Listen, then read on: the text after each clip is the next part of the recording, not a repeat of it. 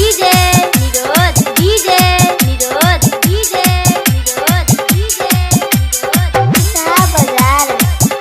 बाजार पूरा digital audio recording studio पुराना मछली बाजार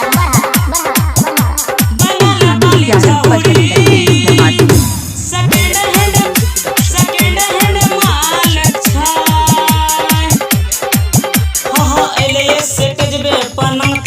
छौरी अइले सटेजबे पर नाच हिले छौरी देखी न गोरे गोरे गाल छ रे बंगाल वाली छौरी सेकंड हैंड माल छ बंगाल वाली छौरी सेकंड हैंड माल छ अइले सटेजबे पर नाच हिले छौरी अइले सटेजबे पर नाच हिले छौरी देखी न गोरे गोरे गाल छ रे बंगाल वाली छौरी सेकंड हैंड माल छ बंगाल वाली छौरी सेकंड हैंड माल छ डीजे निरोध डीजे निरोध सेकंड हैंड माल छ किसा बाजार पूरा डिजिटल ऑडियो रिकॉर्डिंग स्टूडियो पुराना मछली बाजार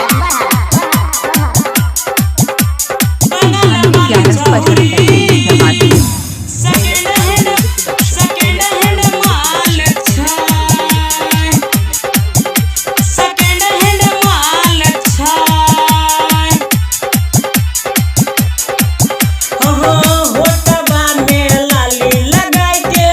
छौरा सबके लोभाबै छौ छौरा सबके लोभाबै हे रे पेन्ही के चोली चपकौआ मोहन सन काबै छौ होठबा में लाली लगाई के छौरा सबके लोभाबै छै पेन्ही के चोली चपकहुआ मोहन सन काबै छै देखी बुढ़बो के बुरा हाल छ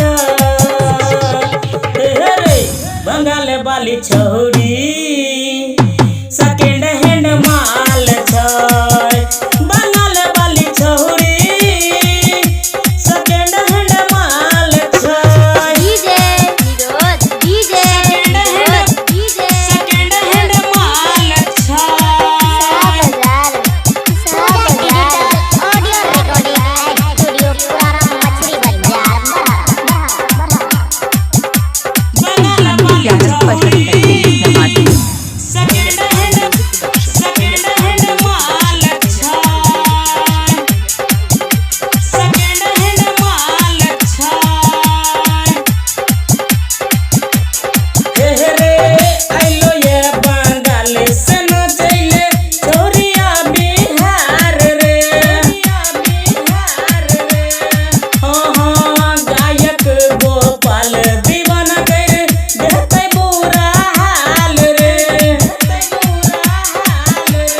भैया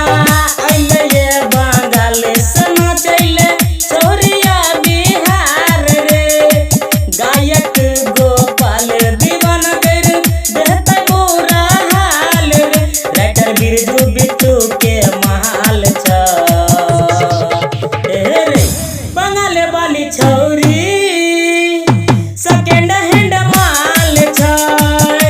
बंगाल वाली छौरी